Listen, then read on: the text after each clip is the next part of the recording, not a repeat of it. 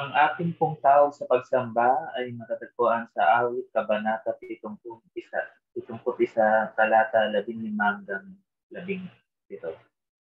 Pagkat ikaw ay dakila, patuloy kong isasaysay, maghapon kong ihahayag ang dulot mong kaligtasan. Hindi ko man nalalaman kung paanong ito'y gawin.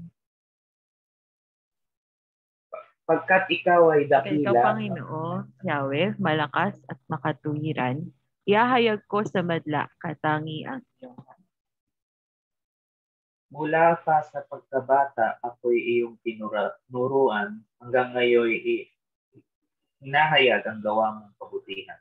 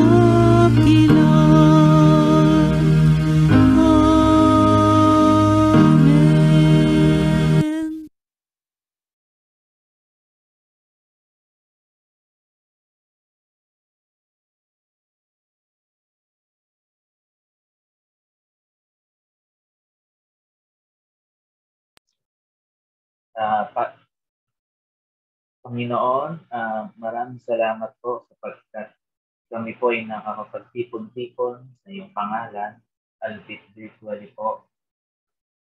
So, maraming salamat po sa nagdaang linggang ito, sa inyong mga biyayang pinagkaloob niyo sa bawat isa sa amin. Maraming salamat din po sa pag-iingat niyo, lalo na po na medyo critical pa rin po ang kalagayan ng buong mundo pagdating sa pandemya.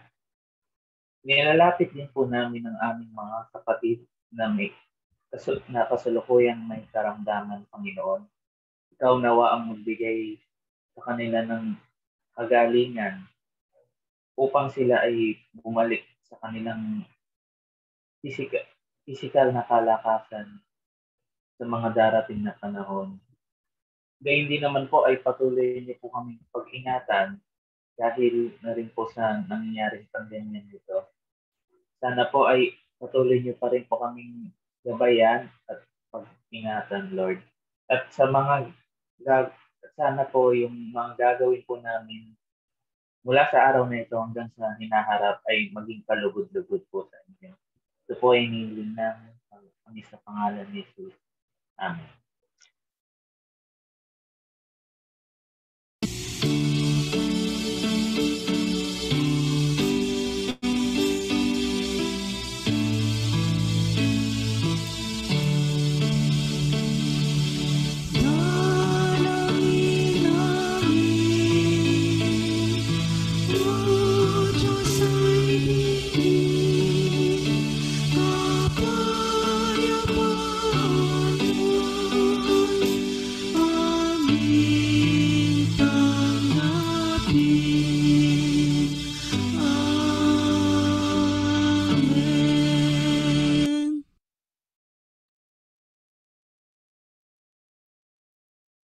Atin pong banggitin ang sinasampalatayanan. Sinasampalatayanan ko ang Diyos amang makapangyarihan sa lahat, lumalang ng langit at lupa, at si Yesu Kristo na anak ng bugtong niya. Panginoon natin na sa hiwaga ng Espiritu Santo ay ipinanganak ng Birheng Maria, nagdamdam ng hirap sa katulad ni Poncio Pilato, ipinako sa krus ng matay at inilibing, at sa ikatlong araw ay nabuhay sa mga patay, umakyat sa langit at umupo sa kanan ng Diyos amang makapangyarihan sa lahat. Doon magmumula at paririto upang hukuman ang nangangabubuhay at nangangamatay. Sinasampalatayanan ko ang Espiritu Santo, ang banal na iglesyang laganap, ang pagkakaisa ng mga banal, ang kapatawaran sa mga kasalanan, ang muling pagkabuhay ng katawan, at ang buhay na walang hanggan. Amen.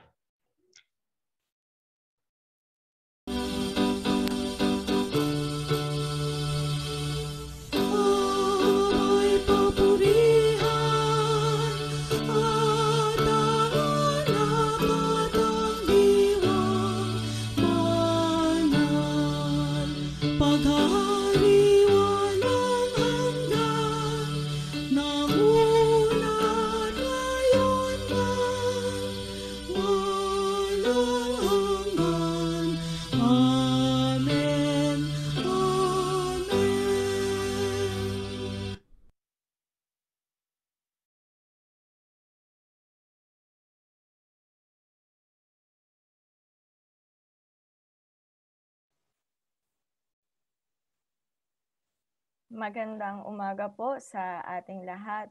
Tayo po ngayon ay nasa panahon ng mga pahayag at malasakit sa ating iglesia.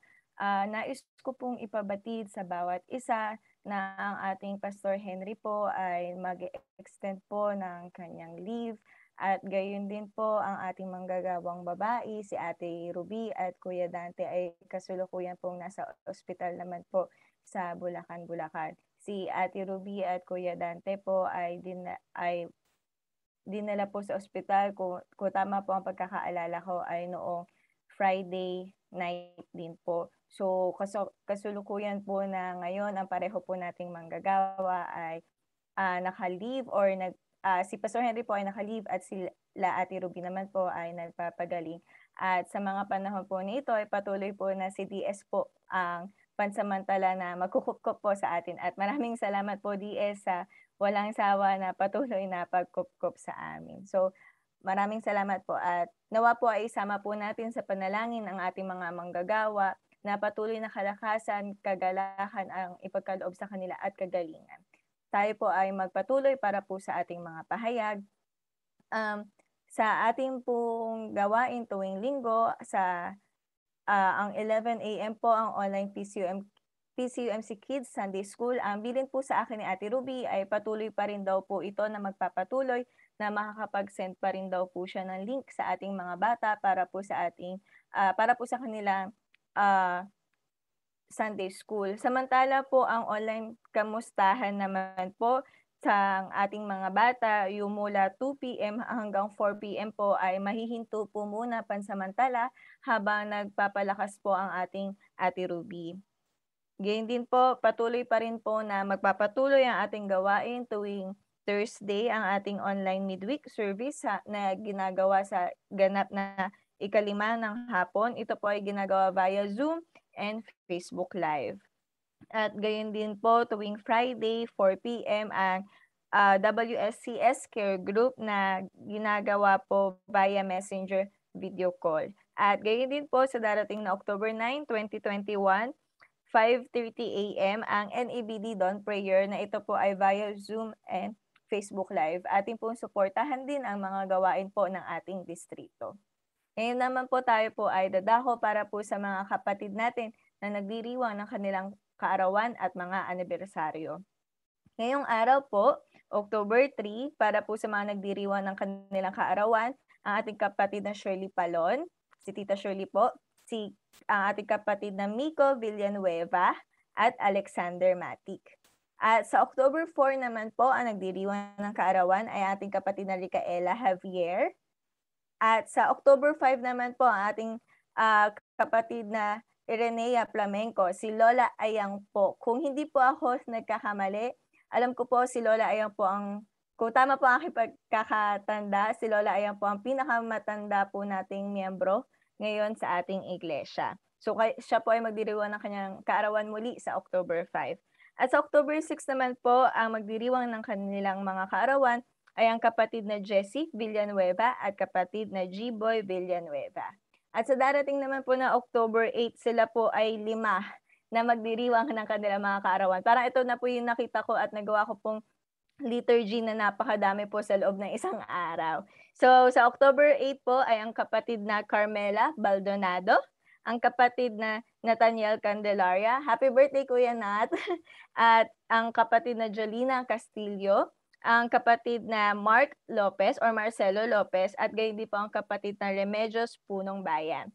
At syempre po sa darating na October 9, ang ating kapatid na Jovelyn Carillas, ang ating bagong kasal na miyembro ng Plaridel Central. At gayon din naman po sa mga magdiriwang ng mga anibersaryo, sa October 3 ay ang kapatid na Joy at Rowella Bukid, at gayon din naman po sa October 5 ay sila kapatid na Randy at Ruby Balahadja. So happy birthday po and happy anniversary. At gayon din po sa mga kapatid natin sa Anyatam, ay binabati po namin kayo na maligayang kaarawan at anibersaryo sa mga bawat isa magdiriwang po nito. At atin po silang awitan at atin po ipanalangin pagkatapos po ng awit.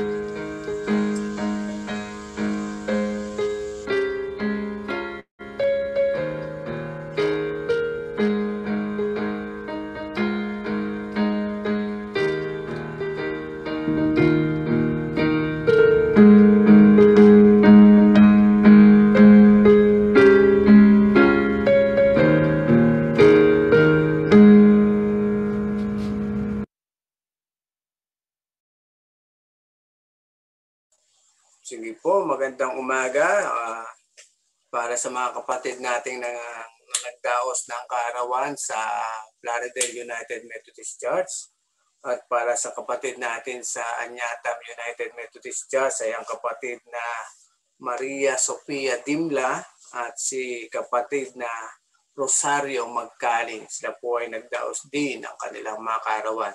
Sama po natin sila sa panalangin ng mayroong pagpapasalamat. Tayo po ay manalangin.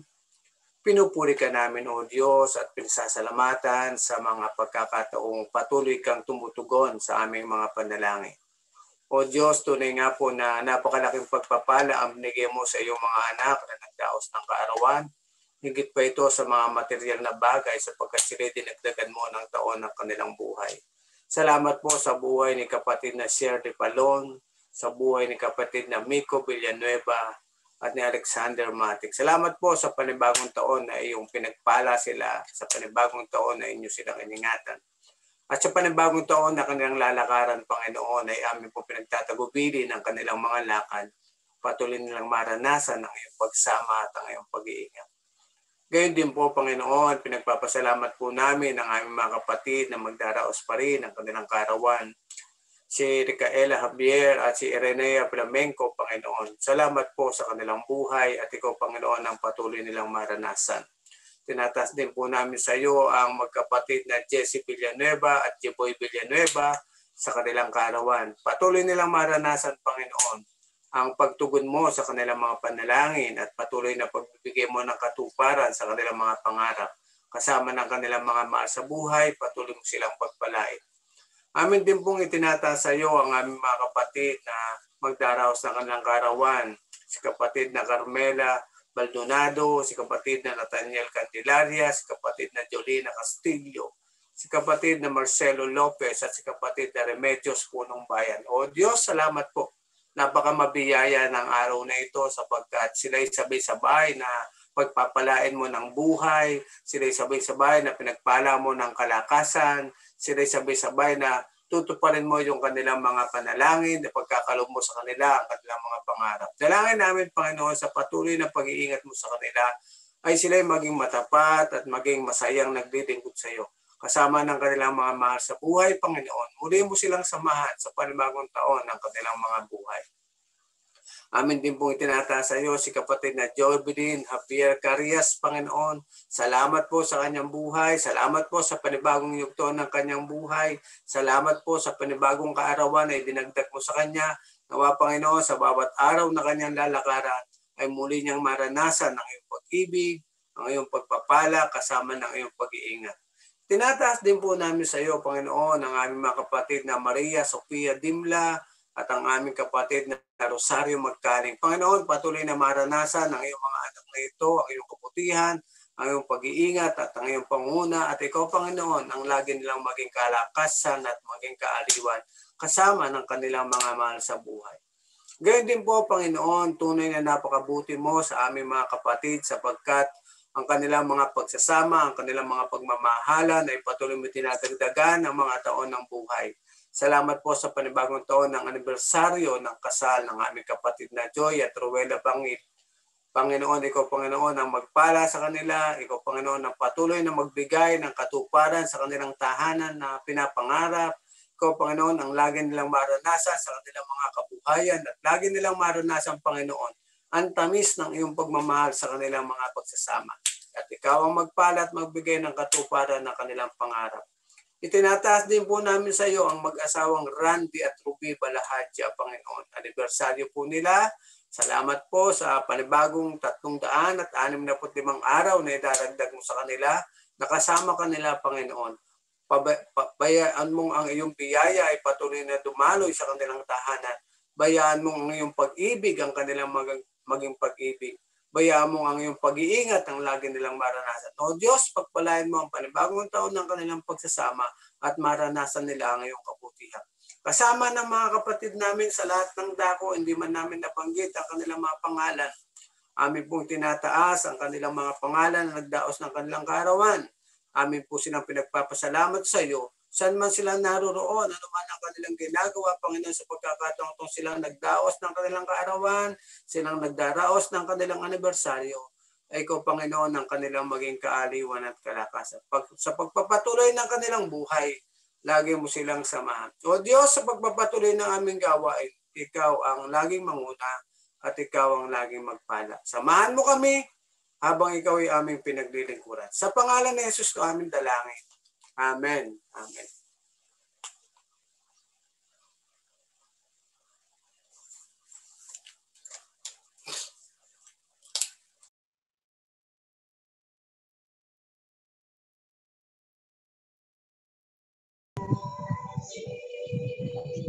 Pwede na ako. Ang pagbasa po ng banal na taulatan ay matatuon sa Lumpian, Job, Kabanatang 1, talatang 1. At sa Job 2, talatang 1 hanggang 10. Ito po ang sinasabi. May isang lalaking Job ang pangalan at nakikita sa lupain ng Uz. Ay, meron pala dati. Ang pagbasa po ng banal na kasulatan ay matatagpuan sa Aklat ng Lumang Tipan sa Job 1, Kabanatang 1, talatang 1. At sa Job 2, Kabanatang 1, talatang 10. Ganito po ang sinasabi. May isang lalaking Job ang pangalan at nakatira sa lupain ng Uz. Mabuti siyang tao, linis ang kanyang pamumuhay. May takot siya sa Diyos at hindi gumagawa ng masama. Muling humarap kay Jesus ang mga anghel, kasama si Satanas. Tinanong ito ni Yahweh, "Saan ka nanggaling?" Sumagot si Satanas, "Nagparito sa buong daigdig." "Nasubok mo na ba ang lingkod kong si Job?" Tanong ni Yahweh. "Walang katulad sa kanya sa daigdig. Malinis ang pamumuhay, mabuting tao, may takot sa akin, at di gumagawa ng masama. Ipinapinsala ko na siya sa iyo ng walang dahilan. Gayon ay nananatiling tap sa akin sa pa." Sumagot si Satanas, "Anong bagay ay ibibigay ng tao? Huwag lamang siya mamatay. Subukin mong galawin ang kanyang katawan, hindi kaniya sumpain." Sinabi Yahweh, "Kung gayon, ikaw na ang bahala sa kanya. Huwag mo lamang siya patayin." Umalis si Satanas sa harapan ni Yahweh. Pinuntahan niya si Job at pinagsugat niya ang buong katawan nito mula ulo hanggang talampakan. Nang magkagayon, si Job ay po sa tabi ng basurahan at kinuskos niya ng bibingga ng palayok ang kanyang mga sugat. Sinabi ng kanyang asawa, "Hindi ka pa magbabago? Sumpain mo na ang Diyos nang mamatay na ka na." Ang sagot ni Job, "Hindi mo nalalaman ang iyong sinasabi sa Diyos at hindi pati kahirapan." Sa kabila ng pangyayari sa kanya, hindi rin nagkasala si Job kahit sa salita. Amen.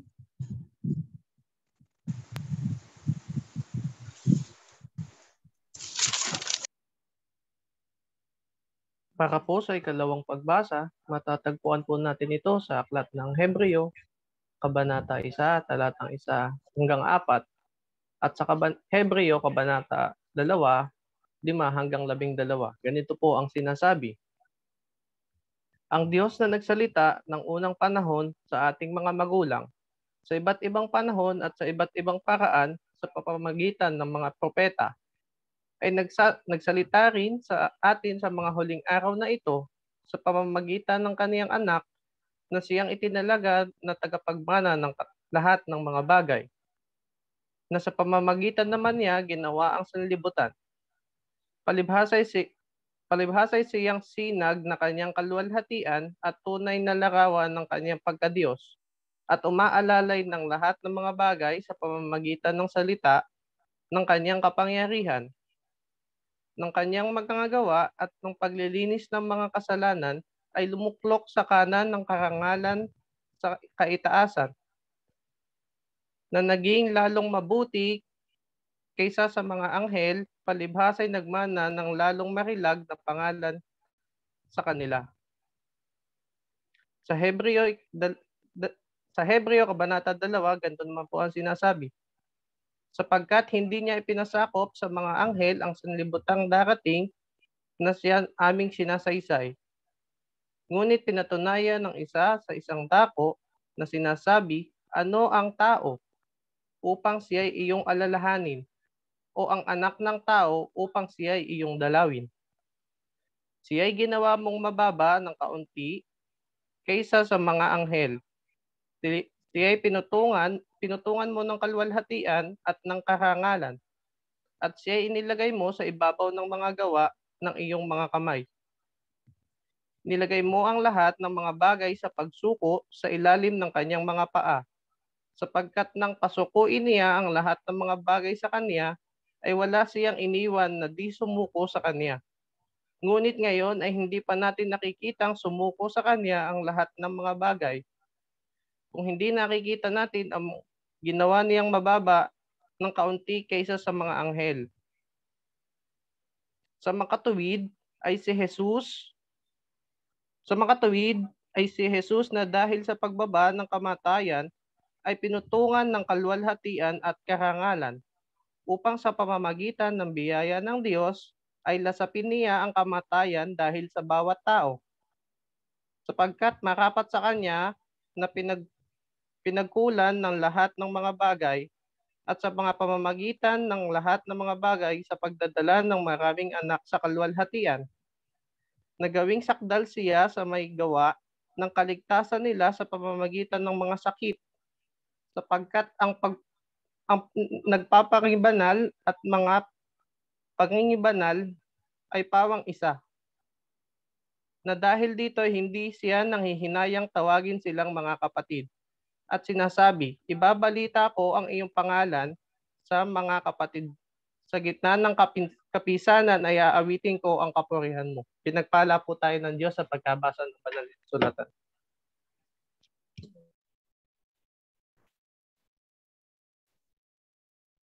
Para po sa pagbasa ng banal na kasulatan na manggagaling sa Aklat ng Marcos, Kabanata 10, talata 2 hanggang 16.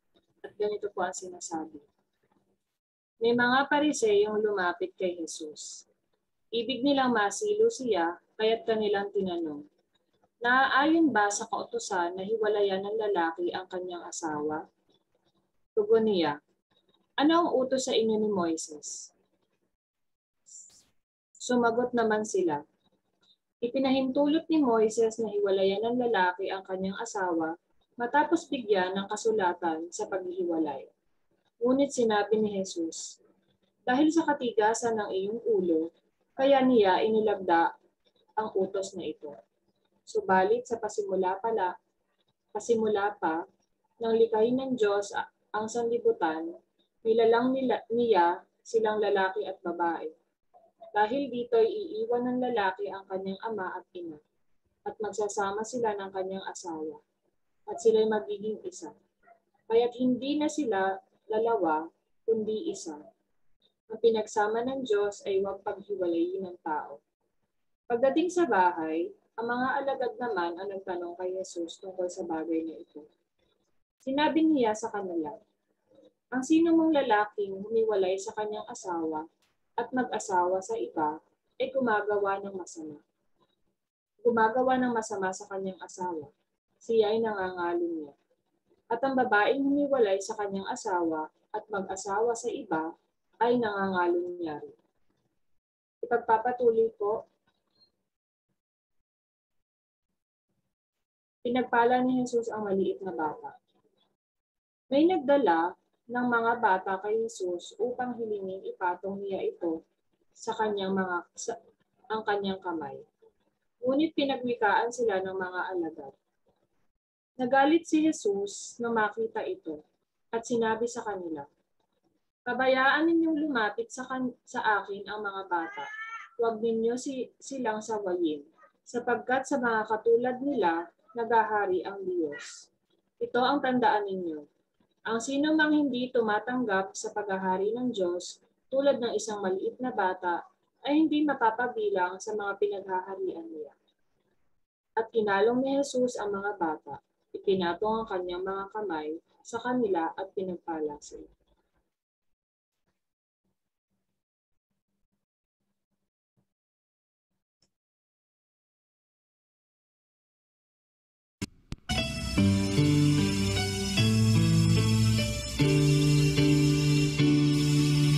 Thy word is a lamp unto my feet and a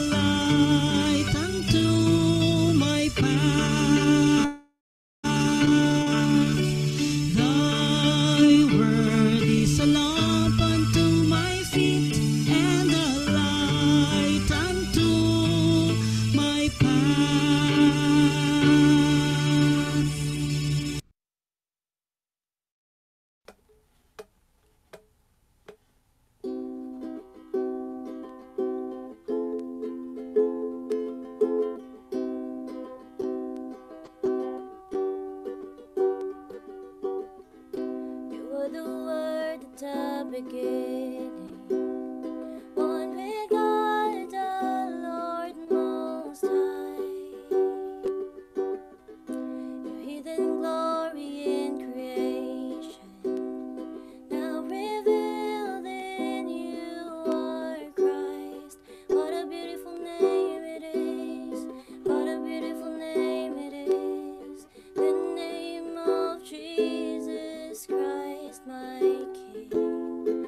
What a beautiful name it is, nothing compares to this. What a beautiful name it is, the name of Jesus.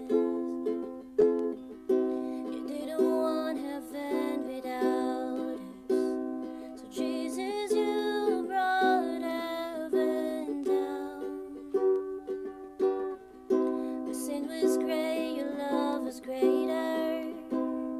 What could separate us now? What a wonderful name it is, what a wonderful name it is, the name of Jesus Christ, my King. What a wonderful name it is, nothing compares to this. What a wonderful name it is, the name of Jesus. What a wonderful name it is, the name of Jesus. Death could not hold you, the veil tore before you. You silenced the boast of sin and grave. The heavens are roaring, the praise of your glory. You are raised to life again. You have no rival, you have no equal. Now and forever, God, you reign. Yours is the kingdom, yours is the glory, yours is the name above all names. What a powerful name it is, what a powerful name it is, the name of Jesus Christ, my King. What a powerful name it is, nothing can stand against. What a powerful name it is, the name of Jesus. What a powerful name it is, the name of Jesus. What a powerful name it is, the name of Jesus.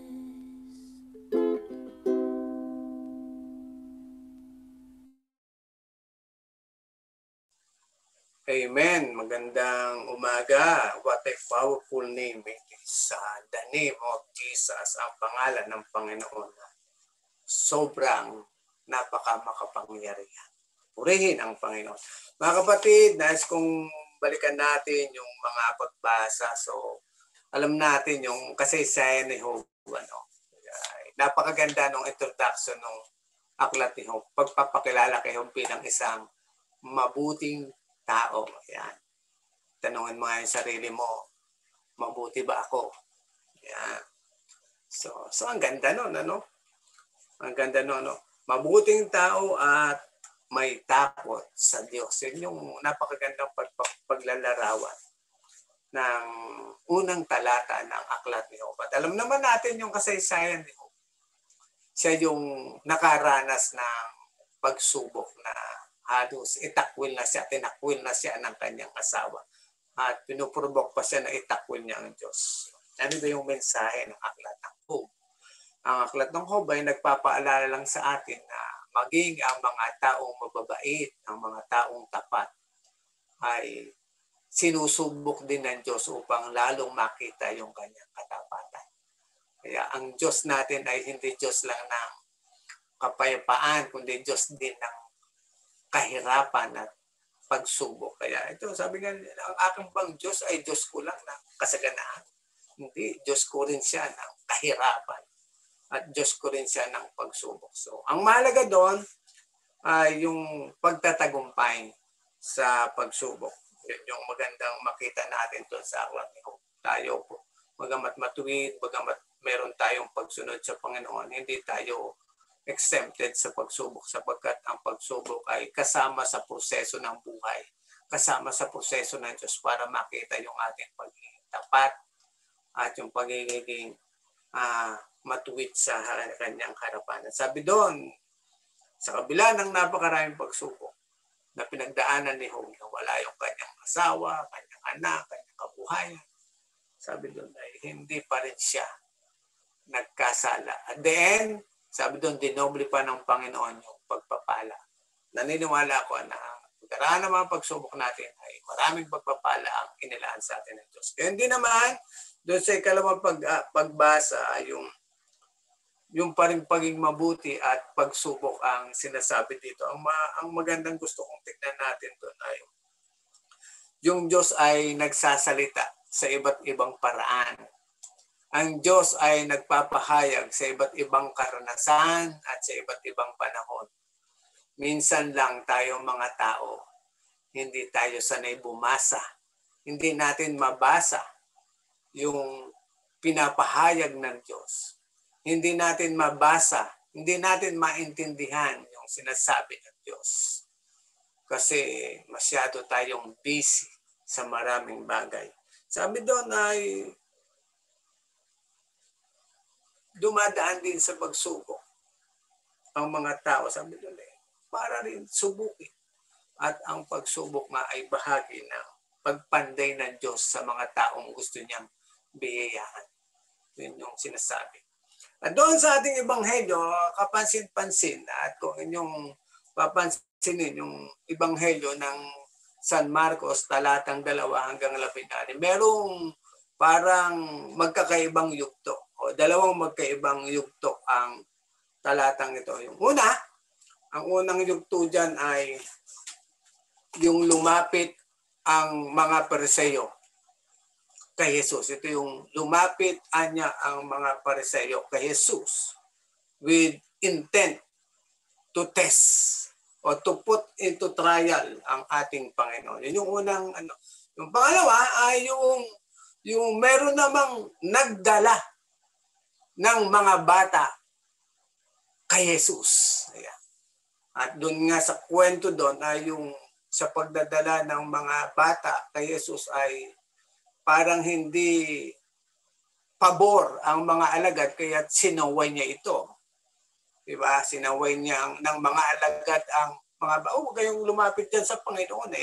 Nagpapahinga na yan. Busy na si Lord. Maghapon nagtrabaho. Gusto na magpahinga kayo mga bata. Maingay kayo. Maabala. Nang nakita to ni Jesus ay huwag niyo silang bawalan. Kaya ano silang mag-ingay. Pag hindi nag-ingay yung bata, hindi bata yan. Pag hindi naglikot yan, hindi bata yan. So, yun yung isang kwento. At sasabi doon ay tinawag ni Jesus ang mga bata at kinalong ni Jesus ang mga ito at kanyang pinagpala. Yun yung bahagi ng talata na gusto kong tingnan natin ang mga ito sa umagang ito. Ano yung gustong ipakita sa atin ng mga talatang ito. Kaya mahalaga na makita natin. Una, sabi doon, yung mga Pariseyo, alam nyo, ay tuwing lalapit sila kay Jesus, lagi nilang sinusubok si Jesus. Lagi silang may pagsubok. Basta nagtanong sila sa Jesus, lagi nilang nilalagay si Jesus sa isang pagsubok. Basta lalapit itong mga Pariseyo sa kanya. Every time na makikita natin yung encounter ni Jesus sa Biblia, basta nag-encounter si Jesus at ang mga Pariseyo at Eskriba, sigurado na merong diskusyonan, merong pagtatalo, at merong mga pagsubok sa Panginoon. Laging ganyan yan, basta may lumapit sa Panginoon na Pariseyo. Lagi siyang sinusubok. Hindi naman siya napapasubok, di ba? Sa panahon natin ngayon, lalo ngayon sa panahon natin, marami rin lumalapit sa atin. At sinusubok din tayo. Kasi yung pagsubok niyan, sinusubok tayo kung paano tayong tutugon. Maraming lumalapit sa atin, laging humihingi ng tulong ngayon. Hindi nagbawasan maghapon. Parang tayong sinusubok yung pananampalataya natin. No? parang laging sinusubok yung ating pagiging generous. Kasi pag yung kaibigan mo, mahal mo sa buhay, kamag-anak, kapitbahay, kasama sa trabaho, lalapit sa iyo, ang dahil pag nakita nyo sa cellphone, ay, nangihingi ng tulong si kapatid na gano'n. Nangihingi ng tulong sila. Diba? Ang daming lumalapit sa atin at para tayong nilalagay sa pagsubok, parang sinusubukan yung ating pagiging generous, yung ating pagtulong. Yun yung sitwasyon natin ngayon. Tingnan natin yung ginawang pagsubok ng mga Pariseo kay Jesus. Ginamit nila yung issue ng legal issue ng diborsyo. Sabi niya, matuwid ba sa batas? Alam niyo, mahilig sa batas doon.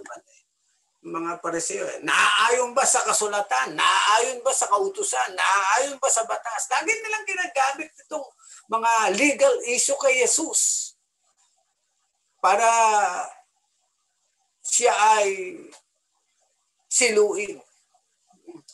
Lagi nilang inilalagay dito yung mga legal issue regarding divorce.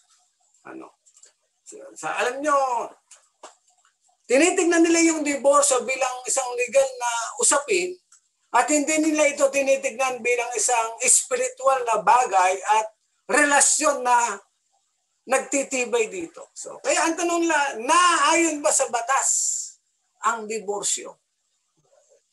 Kasi doon sa panahon ni Moises ay pinayagan.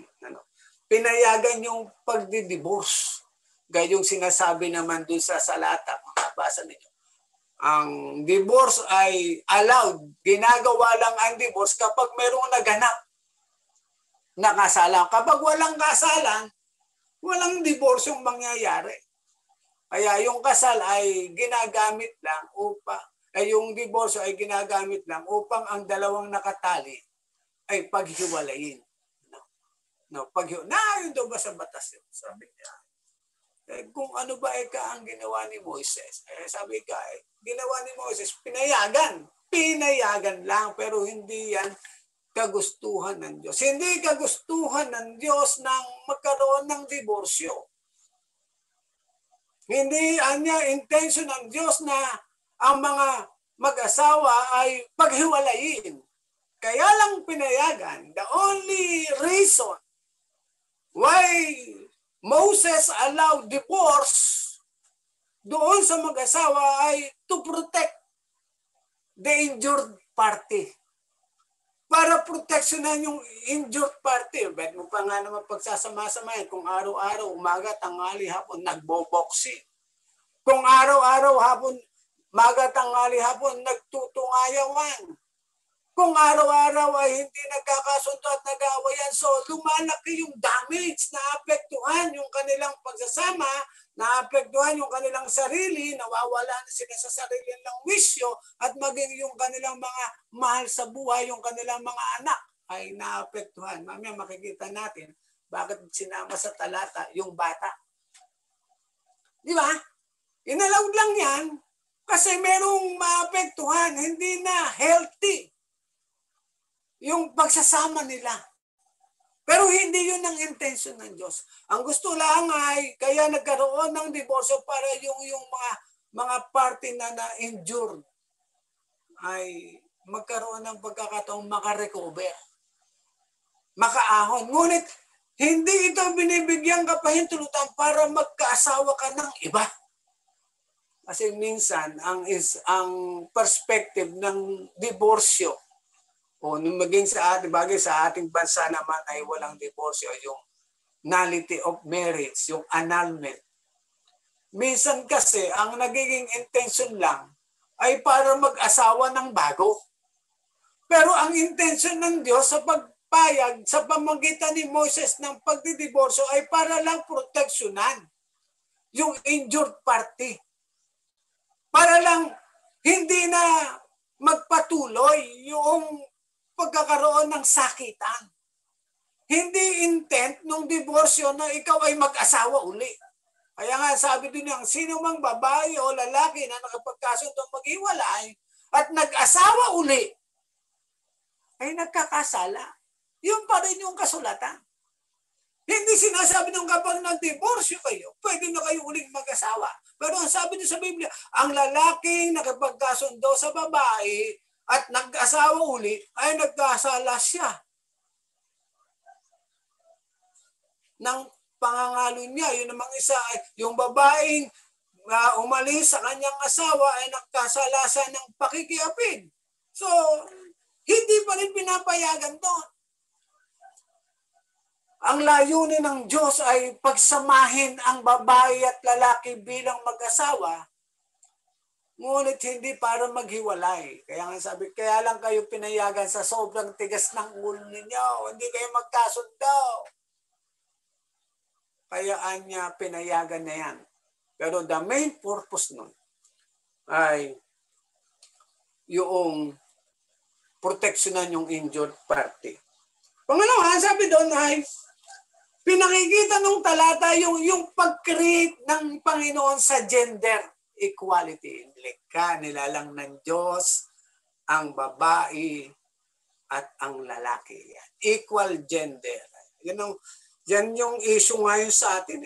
Sa atin, maging sa ating iglesia, yung pagkakapare-pareho ng gender, yung LGBTQ, yung same-sex marriage. Pero mga kapatid, huwag niyo kayong kabahan. Yung pong same-sex marriage ay hindi ina-allow sa ating bansa. Kaya ang tawag doon ay prohibited marriage. Pinagbabawal na kasal. Hindi yun. Yung bagamat yung iba, ito yung ginagawang issue. Kaya nanghihikayat na humiwalay. Pero hindi po tayo doon. Ang tayo ay naniniwala na nilikha ng Diyos ang babae at ang lalaki. Sabi nga ni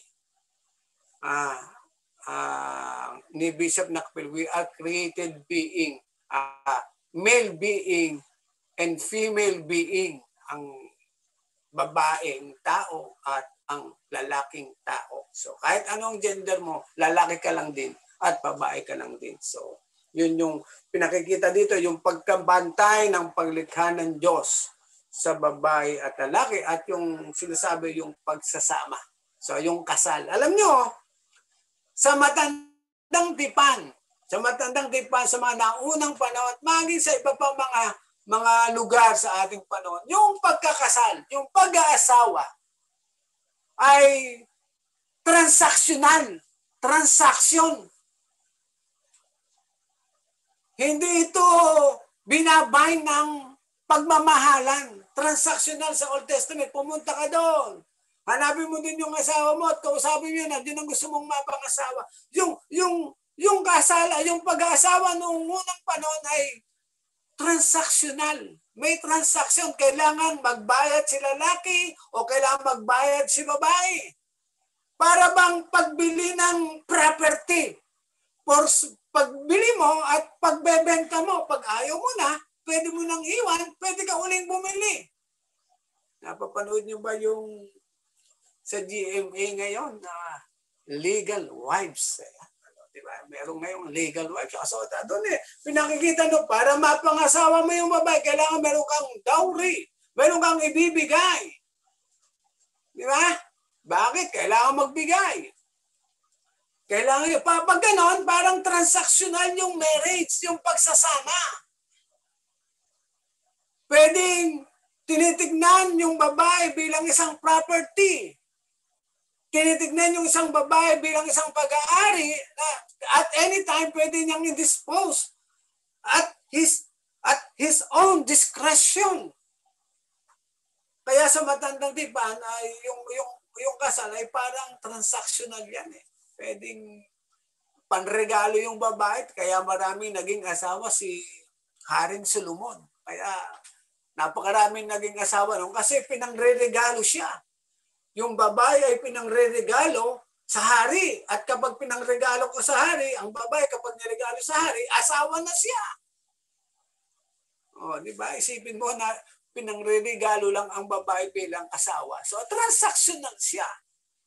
Hindi siya nakabind doon sa trust and love.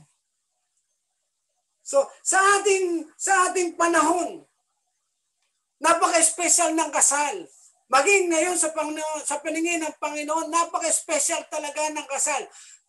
Marriage is a special union between man and woman.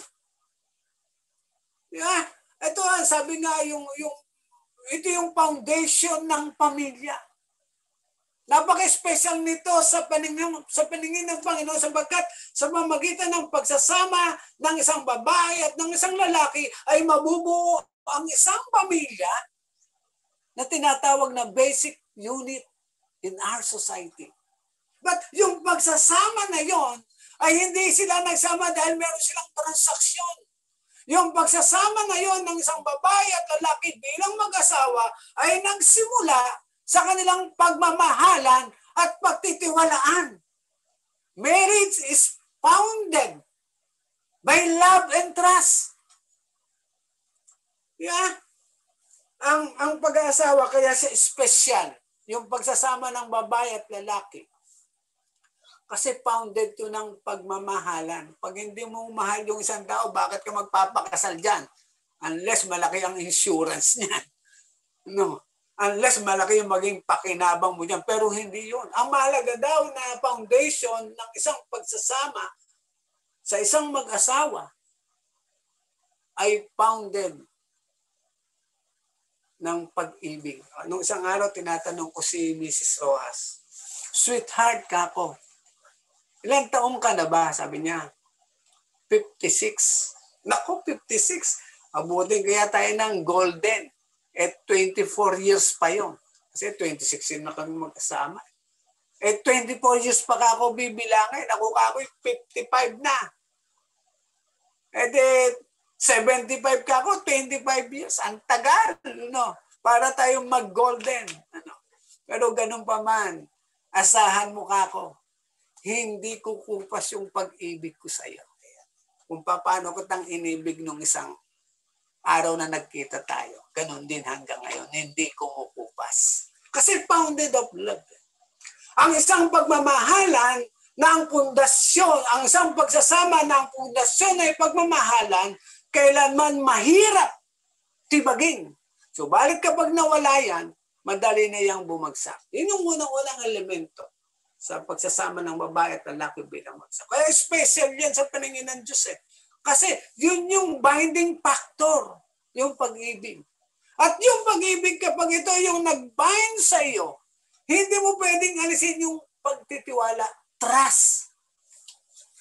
Yung pagsasama ng babae. Pag yung babae ay sumama sa lalaki, ang ibig sabihin niya ay ipinagkakatiwala niya yung buo niyang pagkatao. Yung lahat sa kanya ay ipinagkakatiwala niya dun sa kanyang sasamahan. Full trust. Buong-buo, walang reservasyon. Ganon din sa ating iglesia.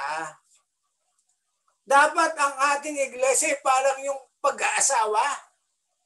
Yung nakatali sa pag-ibig, nakatali sa pagtitiwala, kung paano ang isang babae at isang lalaki nagmahalan at magsasama sila dahil sa pagmamahalan na ito at ito'y payayabungan nila sa bawat araw ng kanilang buhay. Ganun din yung ating pananampalataya sa ating Diyos at sa ating iglesia. Dahil nagmamahal tayo sa Diyos, dahil nagmamahal tayo sa Panginoon at kailangan natin itong i-express sa pamagitan ng ating paglilingkod at pagmamalasakit sa ating iglesia, sa ating kapatiran. Paano mong paunlarin ang iyong iglesia, kung paano mong susuportahan ang gawain ng iglesia, kung paano mong paunlarin ang gawain at misyon ng iglesia. Di ba ganun yung mag-asawa? Paano nagsusuportahan, paano nagpapalakasan, ganun din sa simbahan para tayong nakasal sa simbahan. Yung ating pagmamahal, yung ating pagsuporta ay kailangan. So, yun yung mahalaga. Yung trust. Alam nyo, napakahalaga yung trust ay yung full trust. Hindi sasama ang isang babae kung wala siyang tiwala doon sa kanyang sasamahan. Hindi magpapakasal ang isang lalaki sa isang babae o yung babae sa isang lalaki, vice versa, kung wala silang tiwala sa isa't isa. Naniniwala siya, si lalaki naniniwala na kapag siya nagpakasal dito kay babae, siya ay sasaya. Siya ay sisigla. Siya ay magkakaroon ng inspirasyon sa kanyang paggawa, sa kanyang pang-araw-araw na gawain. Siya sisipan. Si babae naman gano'n sasama sa kay lalaki sapagkat naniniwala at natitiwala siya na siya ay mamahalin, pagtatapatan at paglilingkuran ng kanyang asawa. Ganon din tayo sa ating iglesia. Tayo ay magtatapat sa iglesia.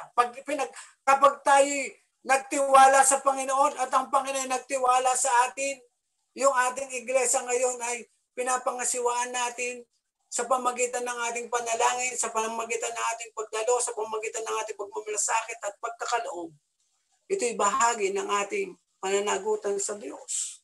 Kaya nga, ang ating iglesia ay ang ating bahagi sa iglesia ay para tayong isang lalaki o babae na nagpakasal sa iglesia na tayo ay magmamalasakit at magtatapat at ipagkakatiwala natin yung lahat ng bagay sa Diyos, sa ating Panginoon. Kapag nagtiwala tayo ng ating buhay sa Panginoon, lahat ay ating pagtitiwala. Anuman ang ating pagdaanan, anuman ang ating karanasan ngayon, kapag tayo nakipag-isa kay Kristo, yung total surrender ng ating buhay ay pinagkakatiwala natin sa Panginoon at siya na yung magmamando nito.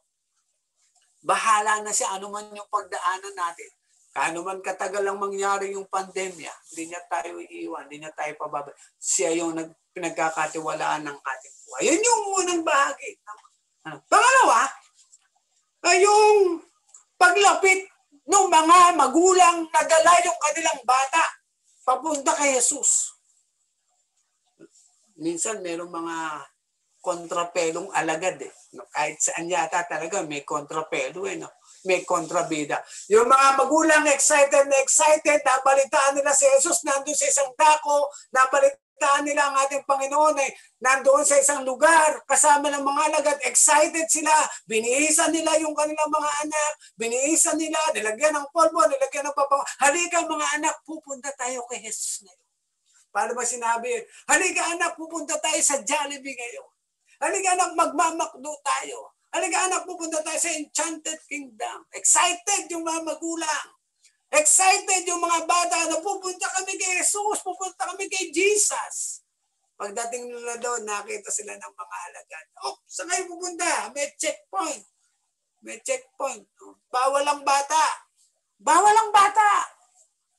Hindi pwedeng lumapit kay Jesus ang bata. Bawal. Base sa IATF, bawal lumabas ang bata, bawal pumunta sa church. Di ba? Bawal. Bawal. Alam niyo, maraming nagtatanong sa akin eh. DS, pwede na po ba face-to-face? Eh, hindi pa ako pwede. Mataas yung risk. Pero meron namang tumawag sa akin nung isang araw, DS, magpapakasal po sa Disyembre. Pwede po ba abay ang bata? Di ba ako sabi, bawal ang bata? Di ba? Bawal ang bata. Ngayon, pwedeng sumamba, magbukas man ng chas ngayon, 10%. Kailangan vaccinated. Ang problema kapag sabi ng pwede kang face-to-face. Basta ang pupunta lang sa church, 10% vaccinated. Full dose. Pag yung hindi pa full dose, ay dun siya sa labas kapag isa pa lang. Problema, yung pastor hindi vaksinado. Kaya doon siya sa labas. Sa labas siya magsesermon. Yung mga nasa loob, yung vaksinado. Yung bakunado. Yung pastor hindi pwede sa loob. Kasi hindi siya bakunado eh. Kaya magsesermon siya sa labas, pabaliktad. Pero hindi yun ang gusto kong sabihin dito. Sabi doon, huwag niyo dala ng bata, busy si Jesus. Maghapon siyang nagpabagaling, maghapon siyang nagturo, ang dami niyang ginawa maghapon, pagod ang Panginoon, huwag niyo siyang abalahanin, nagpapahinga na siya. At huwag niyo nang dalhin yung mga batang yan, maiingay. Very frustrated yung mga magulang. Malungkot na malungkot sila. Malungkot na malungkot yung mga magulang nang marinig nila yung sinabi ng mga alagad. Huwag kayong lumapit kay Jesus, nagpapahinga na ang Panginoon. Busy siya, napagod, kailangan niya mag-relax. Stress na si Lord sa dami ng ginawa. Huwag nyo nandalin yung mga bata dyan. Makukulit yan. May ingay yan. They are very much frustrated on what they heard from the disciples of Christ. So malungkot yung mga nanay. Bit-bit nila yung kanilang mga bata. Excited silang lumapit kay Jesus para ipag-pray ng Panginoon yung mga bata. Pero diniscourage sila ng Panginoon. But the Lord is so good. Our God is good. Napansin niya ito. Bakit niyo ba niya sinasaway ang mga bata? Biglang nabuhayan ng loob ang mga magulang. Wow! Praise the Lord! Nakita kami ni Jesus. Halika kayo dito. What a wonderful feelings of these parents. Tuwang-tuwa, nag-uumapaw ang kagalakan ng mga magulang nang sabihin ng Panginoon sa mga alagad, huwag ninyo silang bawalan, hayaan nyo silang lumapit sa akin. What a wonderful feelings they have. Sobrang kasiyahan ng naramdaman ng mga magulang nang sila'y tawagin ng Panginoon na ilapit sa kanya ang mga bata sapagkat ang mga bata ay napaka-espesyal sa paningin ng Panginoon. Sila ang dakila sa aking kaharian. Hayaan niyo silang lumapit sa akin. Gusto ko silang makalaro. Gusto kong makakwentuhan ng mga bata. Gusto kong makipagtaguampong sa kanila. Gusto kong makipaglagitan sa kanila. Gusto ko silang makasalong kumain. Gusto kong makipaglaro sa mga bata. Gusto ko silang maka-join. Hayaan niyo silang lumapit sa akin. Gusto kong makipaglaro sa kanila. Gusto kong makipagkwentuhan sa kanila. Bakit? Because Jesus loved little children. Maaring binawalan ng IATF ang mga batang makapasok sa simbahan. Ngunit ang ating mga diakonesa, yung ating mga babaeng manggagawa, yung ating iglesia ay patuloy na nagpapadala ng mga online activities, online gatherings, meron pa rin silang ginagawa. At napakahalaga sa ating konseho, sa ating iglesia na mayroong kumustahan sa mga bata. Ako'y natutuwa dito sa Plaridel. Meron silang kumustahan. According to age bracket, siyempre, iba-iba yung interest ng mga bata. Iba yung interest ng 3 to 5 years old sa interest ng 10 to 11 years old. Magkaiba yan. Natutuwa ako at may nagpapatuloy pa. Yung Anyata, meron din yan. Kaya lang, wala rin yung aming pastor. Wala naman kaming diakonesa. Meron silang regular feeding ministry. Merong printed liturgy na dinadala doon. Yan yung ginagawa ng ating mga diakonesa. So, mahalaga yung mga bata. Kung paano yung pagsasama ng mag-asawa ay mahalaga sa Panginoon, yung pagsasama ng babae at lalaki bilang mag-asawa ay special sa Panginoon. Gayon din naman, special din sa Panginoon ang mga bata.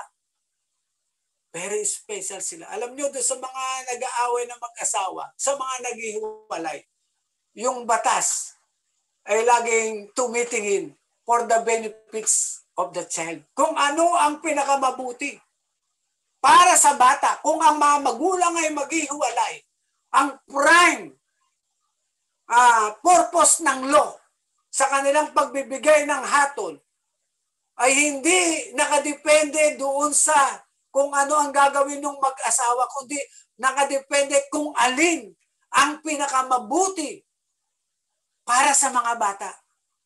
Yung the best, yung pinaka-benefits, yung magbe-benefits, yung bata.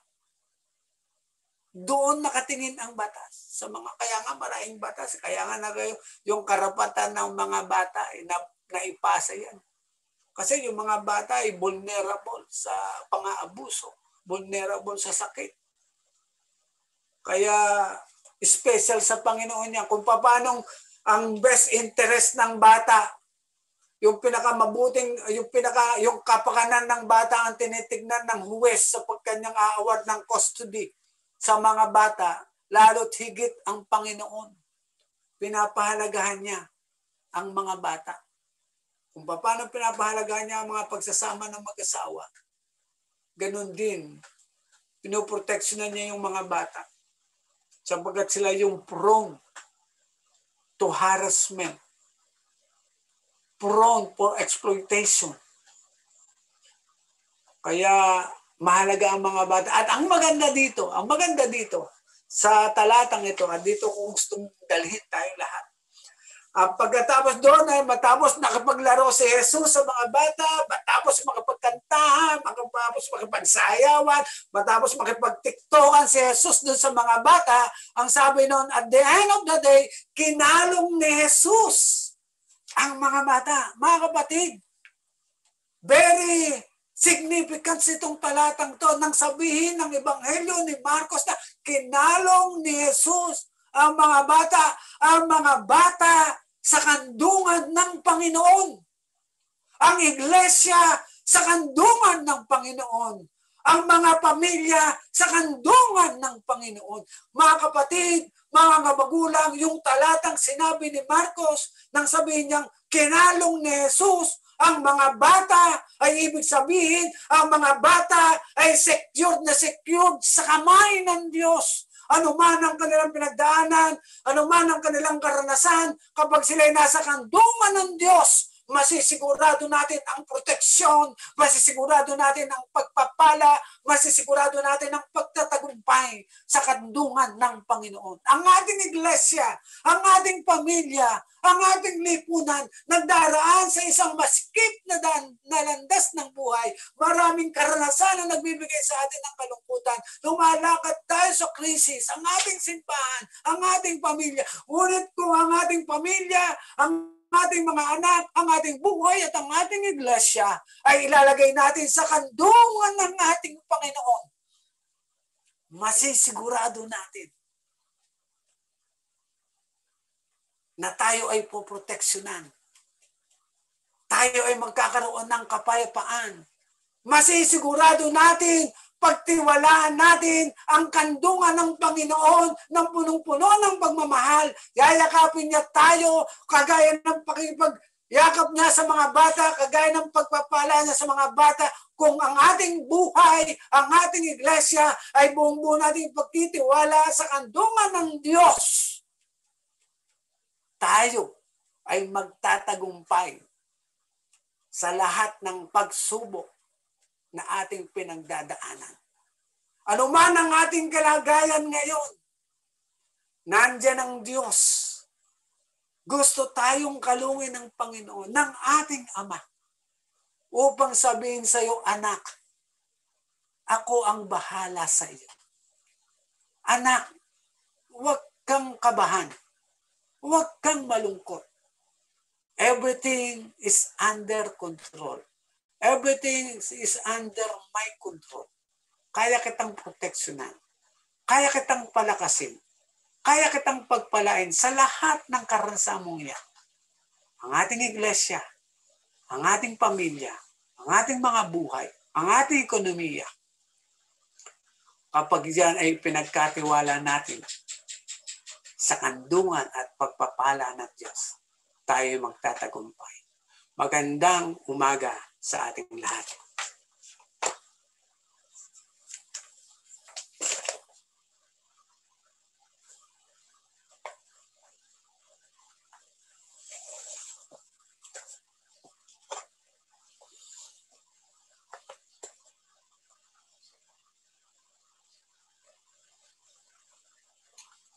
Dadako na po tayo sa pagdaraos ng ating banal na komunyon.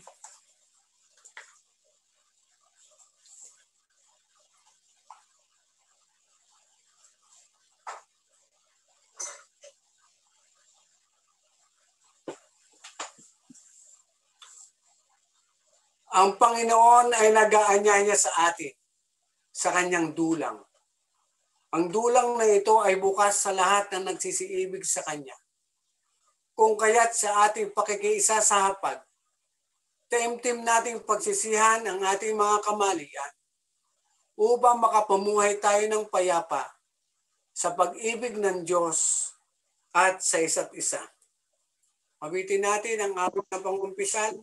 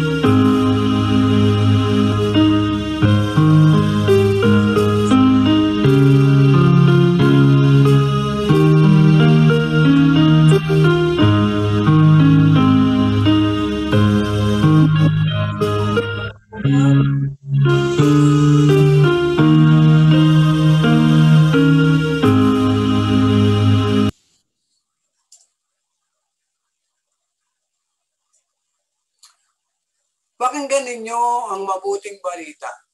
Sa pangalan ni Jesucristo, tayo ay pinatawad na.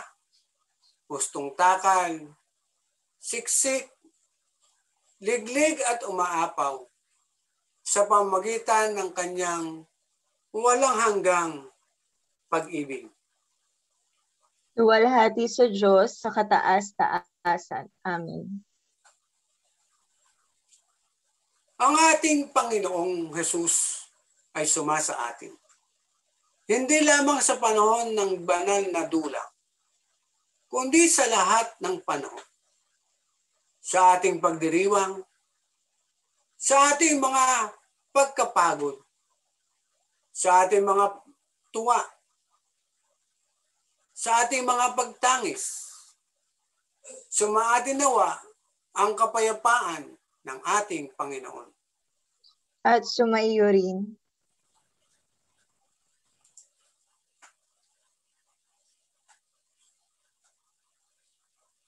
Magbatian tayo bilang tanda ng kapayapaan at pag-ibig. Magandang araw po sa inyong lahat. Ang pag-ibig ng Diyos at ang kapayapaan ay sumainyo. Ang Panginoon ay sumainyong lahat. At sumaiyo rin. Itaas ninyo ang inyong mga puso. Aming tinataas sa Panginoon. Tayo ay magpasalamat sa Diyos. Tunay at karapat-dapat na siya ay purihin at pasalamatan. Tunay na karapat-dapat at mabuting bagay ang magpasalamat sa iyo sa lahat ng oras, sa lahat ng dako. Aming Ama, Diyos na manilikha, nilikha mo ang lahat ng bagay. Nilikha mo ang lahat ng tao, mga tao upang punuin ang lahat ng mga bansa at sa lahat ng dako sa daigdig na ito. Kasama ng mga anghel ay sama-samang umaawit. Santo, Santo, Santo, Diyos dinadakila ng tanang likha mo sa langit at lupa. Santo, Santo, Santo, mahabaging lubha, Diyos na tatlong persona.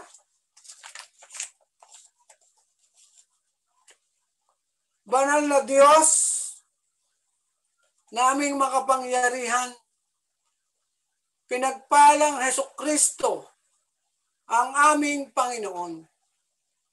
sa pamagitan ng bautismo ng kanyang paghihirap, kamatayan at muling pagkabuhay. Isinilang ang iyong iglesia. Iniligtas kami sa kapangyarihan ng kasalanan at kamatayan at ginawang bago sa pamagitan ng tipan ng tubig at ng Espiritu. Tinawag mo kami upang maging saksi hanggang sa dulo ng daigdig, upang gawing alagad mo sa lahat ng mga bansa. At ngayon, ang iyong bayan ngayon ay nagkakaisa sa pakikibahagi sa iyong banal na hapag.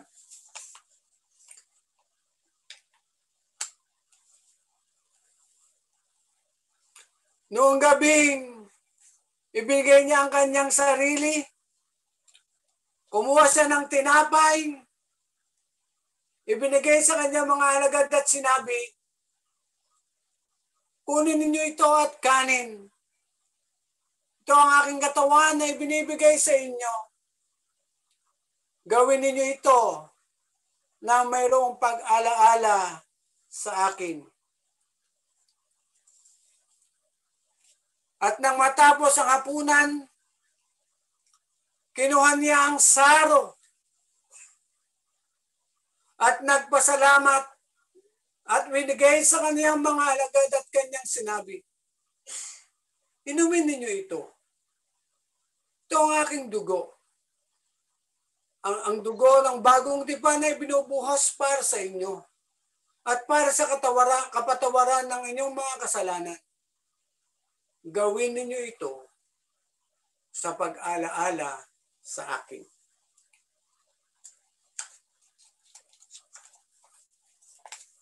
Kaya't sa ating pag-alaala at sa makapangyarihang gawa ng ating Panginoong Hesus, tinatalagan natin ang ating mga sarili sa pagpupuri, sa pagpapasalamat, bilang buhay at banal na sakripisyo, sa pagkakaisa, sa pag-aalay ni Kristo ng kanyang sarili para sa atin, ating ipahayag.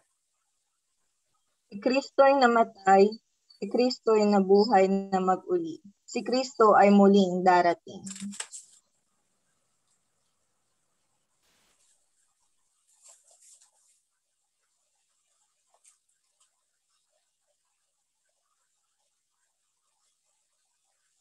Ibuhos mo rin ang iyong banal na Espiritu sa amin sa pagkakatipon ngayon. Gayon din ang kaloob ng tinapay at katas ng ubas. Gawin mo pong ito'y maging katawan at dugo ni Kristo upang kami maging bahagi ng isang katawan na tinubos ng kanyang dugo.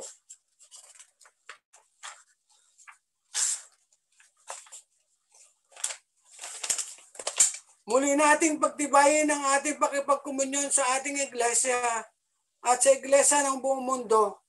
At palakasin mo po ninyo ang bigis na ito sa bawat bansa at sa bawat tao na tapat na sumasaksi sa pangalan ni Kristo sa pamamagitan ng banal na Espiritu. Tayo ay isa kay Kristo at tayo ay isa sa isa't isa, isa sa paglilingkod, hanggang sa muling dumating ang Panginoon, hanggang ang dulang ng tagumpay ay maihain sa atin dito doon sa langit sa pamamagitan ni Jesucristo, kasama ng mga banal na Espiritu at sa inyo ang karangalan, kadakilaan, aming Ama ngayon at magpakailanman. Sapagkat meron lamang isang tinapay, tayo, bagamat marami, ay bahagi ng isang katawan at tayo nakikibahagi sa isang tinapay. At ang sino mang kumakain ng tinapay na ating pinagsasalu-saluhan ay pakikibahagi sa isang katawan ni Kristo. At ang saro na ating pinagpapasalamat ay pakikibahagi natin sa dugo ni Kristo. Magsilapit tayo sa ating tayo mga nasa silangat at nasa kanluran, mga nasa timog at nasa hilaga, sa pakikibahagi ng banal na dulang. Mga kapatid, sa pagtanggap natin ng banal na sakramentong ito, ay lagi nating inaalala ang pagbibigay ng sarili ng Panginoon. At isipin natin habang nakikibahagi tayo, ay ibigay din natin ang ating sarili sa iba.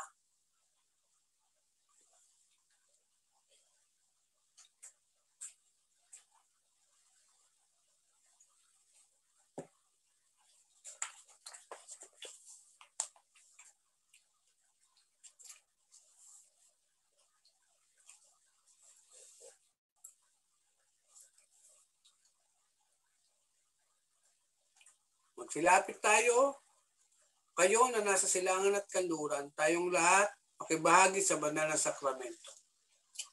Para po sa panalangin matapos ang komunyon, para sa kagalingan na ipinagkaloob mo sa amin, sa pagpuputol-putol ng tinapay at sa pag-inom namin sa katas ng ubas. Maraming salamat po, aming Ama. Para sa pamayan ng pinagkasundo sa pamagitan ng pananampalataya, pag-asa at pag-ibig. Maraming salamat po, aming Ama. Suguin mo po kami mula sa hapag na ito na pairalin ng pag-ibig, ang katarungan, at ang iyong kapangyarihan sa lugar na ito at sa buong sandaigdigan. Salamat po, Banal na Espiritu. Amen. Amen.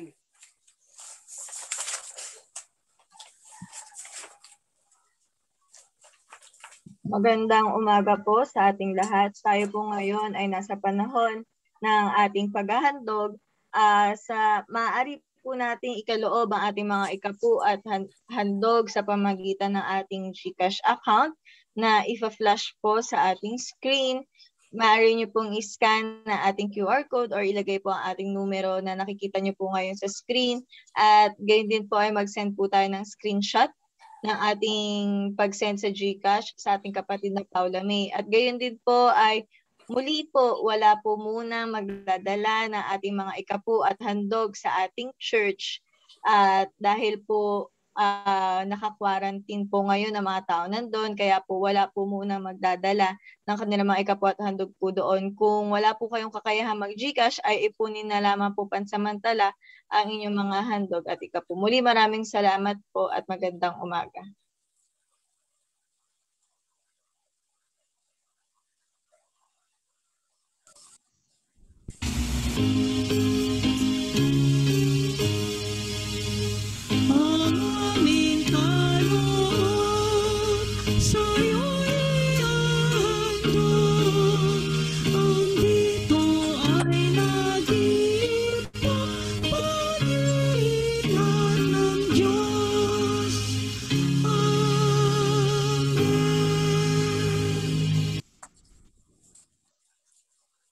Aming Diyos, amin pong itinataas sa iyo ang mga bahagi ng mga pagpapalang tinanggap sa iyo ng iyong mga anak. Maliit man ito o malaki, Panginoon, ay gamitin mo po ito sa pagpapalaganap ng iyong banal na salita at magamit namin ito na ikaw ang aming napapapurihan. Ang mga anak mo na nagkaloob nito ay patuloy mong pagpalain at maranasan nila ang buhay na may kasapatan ayon sa kanilang pangailangan at may mabahagi din sila sa pagtulong. Ang mga taong nangangailangan din ito, Panginoon, ang mga kapatid namin nagnanais nito ay lagi mong pagpalain. At ikaw, Panginoon, na magpala sa kabuhayan ng mga anak mo. Sa pangalan ni Jesus. Amen.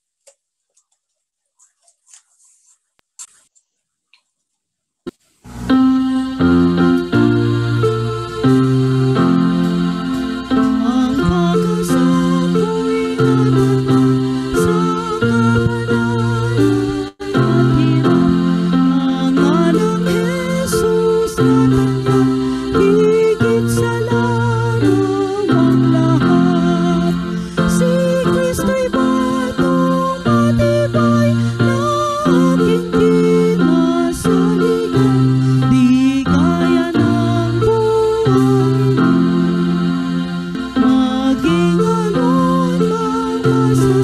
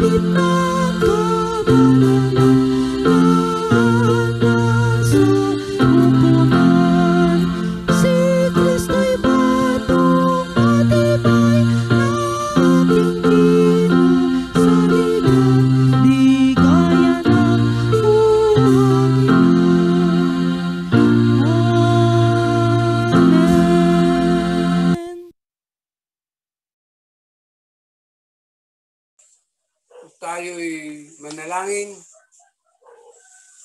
Aming ibinabalik sa iyo, Panginoon, ang pinakamataas na papuri, ang pinakamataas na pasasalamat sa iyong dakila at banal na pangalan. Purihin ka po namin, Panginoon, sa isang araw na naman na ginawa namin ngayon. Salamat sa pagsama mo sa amin sa aming pananambahan. Salamat sa mga anak mo na nakibahagi sa aming pagsamba, sa pamamagitan ng pag-awit, sa pamamagitan ng pagkakaloob, sa pamamagitan ng pagpira-piraso ng tinapay, sa pamamagitan ng pag-inom ng saro ng bagong tipan, sa pamamagitan ng panalangin. Salamat po, Panginoon, sa ginawa mong pagsama sa amin. Salamat po, Panginoon, sa binigay mo sa aming pribilehiyo na kami sumamba sa iyo sa kabila ng kami magkakalayo-layo. Subalit pinagsama-sama kami ng teknolohiya at ng iyong banal na Espiritu. Nawa, Panginoon, ang aming mga ginawa sa araw na ito ay naging kalugod-lugod sa iyong banal na harapan. Nabigyan ka nawa namin ng kasiyahan sa lahat ng aming ginawa. Nabigyan ka nawa namin ng pagkataong umiti habang kami nananambahan sa iyo, habang kami nagkakaloob sa iyo, habang kami umaawit sa iyo, at habang kami nananalangin sa iyo. Nawa, Panginoon, nalugod ka sa lahat ng ito. Panginoon, salamat po. At kami binibigyan mo ng assurance kung kami mananatili sa iyong kandungan, kung kami mananatili sa iyong paglingap, kami, Panginoon, ay magtatagumpay sa buhay. Panginoon, salamat po sa iyong mga salita na aming pinagbulay-bulayan. Ito po ay nagpaalaala sa amin na ang mga babae at ang mga lalaki ay nilikha mo upang mamuhay ng mayroong pagtitiwala at mayroong pagmamahalan sa isa't isa, lalo't higit ang mga mag-asawa. Pagpalain mo ang lahat ng mag-asawa sa kanilang mga pagmamahalan, sa kanilang mga pagsasama, sa kanilang mga pangarap. Salamat po, Panginoon. Salamat din po, Panginoon, sa paalaala mo sa amin na lagi naming hayaang lumapit sa iyo ang aming mga maliit na mga anak, ang aming mga kapatid sa iglesia. Bagamat ang aming pamahalaan ay nagbawal na lumabas ang mga bata, nagbawal na pumunta sa aming iglesia. Panginoon, tulungan mo ang bawat konseho ng iglesia, ang nurture committee, ang mga manggagawa. Tulungan mo kami makalikha ng mga programa na patuloy na makaabot sa mga bata upang madama nila ang iyong pagmamahal, ang iyong pagmamalasakit, at ang iyong pag-iingat. Tulungan mo kami, Panginoon, na iyong iglesia na maging tagapagtanggol ng mga bata, maging tagapag-ingat ng mga batang ito. At ikaw, Panginoon, ang magpala sa mga batang kaanib ng aming iglesia. Tulungan mo kami, mga may edad, na maging bahagi ng kanilang mga buhay. O Diyos, amin din pong itinataas sa iyo ang lahat ng gawain ng iyong iglesia sa bawat araw. Ikaw, Panginoon, ang magpala sa mga online devotion, sa mga online services, sa mga online prayer meeting, sa mga online Sunday schools, sa mga online kumustahan ng ministeryo. Panginoon, ang lahat ng gawain ng aming iglesia, sa iyo po namin pinagtatagubilin upang ito ay magtagumpay. Pagpalain mo ang lahat ng aming gawain para sa kapurihan at kalawalhatian ng iyong banal na pangalan. Panginoon, amin din pong itinataas sa iyo ang lahat ng aming mga kapatid na nagdiwang ng anibersaryo at kasal na aming pinanalangin kanina. Kasama ang aming kapatid na Junjunes Kartya ng Anyatam United Methodist Church. Gamitin mo po silang pagpapala. Hindi lang sa kanilang pamilya, maging sa aming iglesia at sa aming lipunan. Pagpalain mo ang mga buhay nila. Pagpalain mo ang mga pagsasama nila. At maging inspirasyon to sa aming iglesia. Panginoon, itinataas namin ng lahat ng aming kaanib.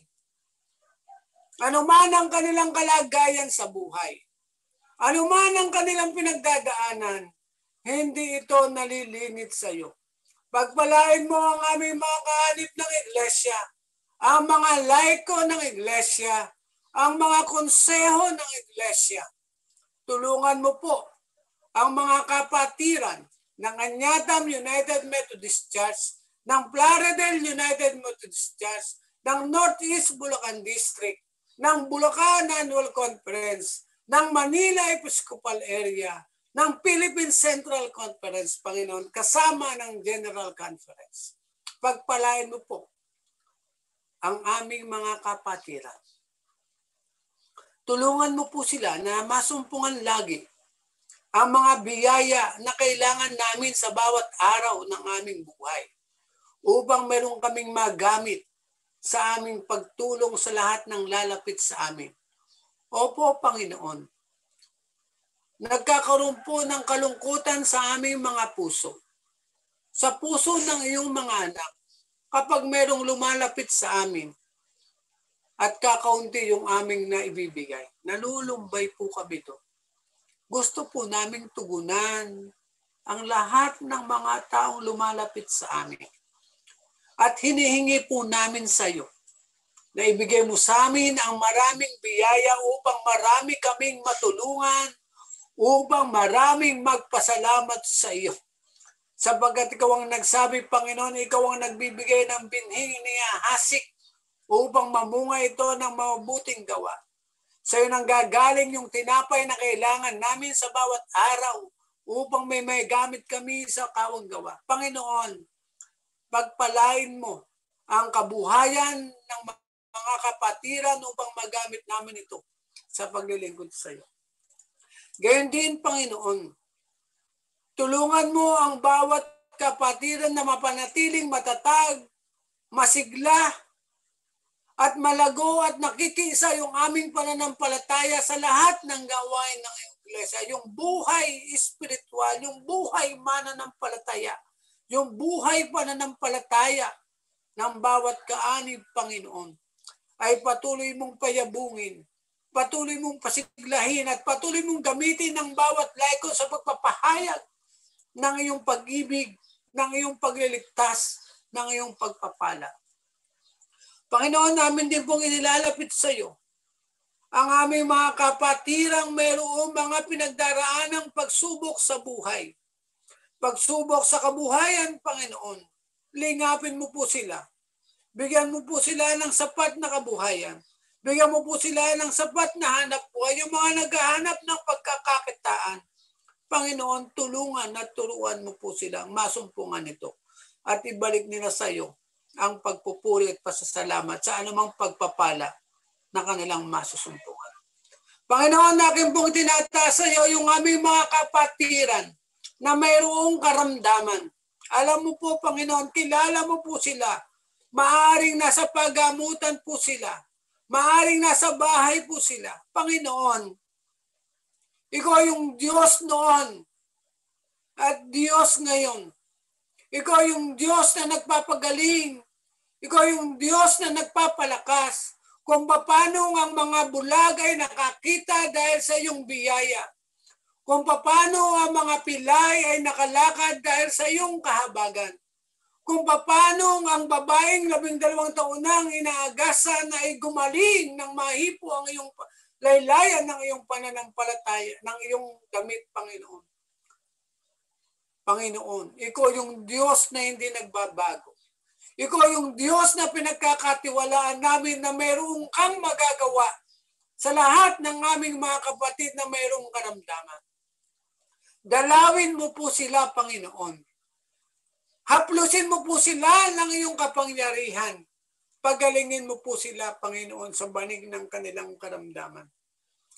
Ang aming kapatid na Dante, ang aming kapatid na Ruby, ang aming Pastor Sam.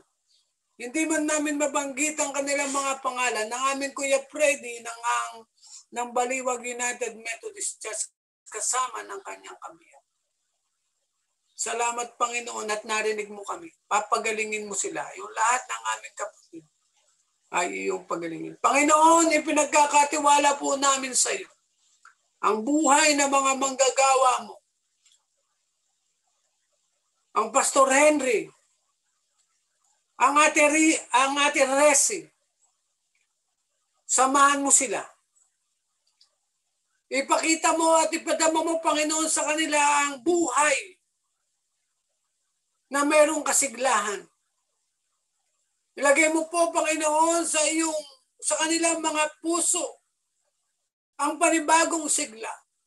Ilagay mo sa kanilang mga isipan ang panibagong pag-asa. Ilagay mo sa kanilang buong pagkatao. Sa bisa ng kapangyarihan ng Espiritu Santo at sa kasaganaan ng iyong habag sa kanila. Bigyan mo sila ng panibagong kalakasan sa pagpapatuloy ng kanilang buhay. Ikaw, Panginoon, ang magpala sa lahat ng aming gawain.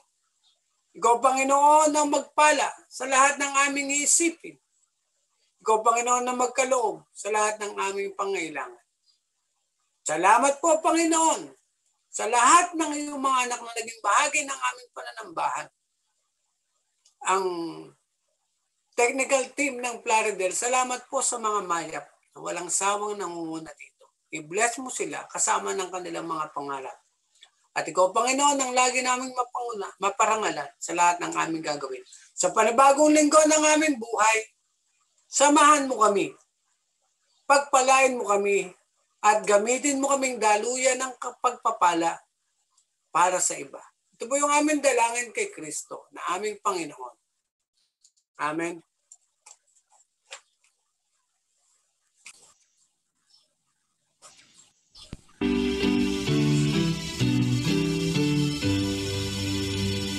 Purihin ang nagpapala, Diyos ng buhay. Pili ka, purihin sa kalangitan, ang mga naging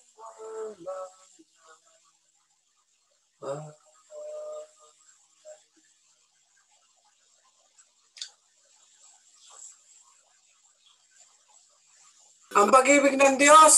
Purihin ang nagpapala, Diyos ng buong sanglibutan.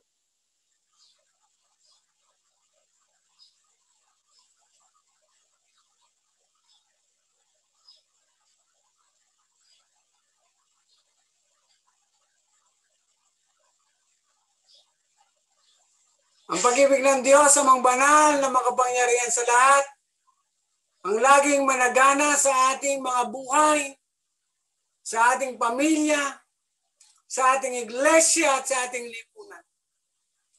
Ang walang hanggang pagpapala ng Diyos na hindi malilip ng ating pinakamataas na pag-unawa, kalakip ang pagliligtas ng ating Panginoong Jesucristo. Ang ingatan natin sa ating mga puso. Humayo tayo at ang layang pagmamahal, pagtatapat at paglilingkod sa Diyos at sa kapwa sa patnubay at gabay ng banal na Espiritu mula ngayon at magpakailan, kailan paman. Amen.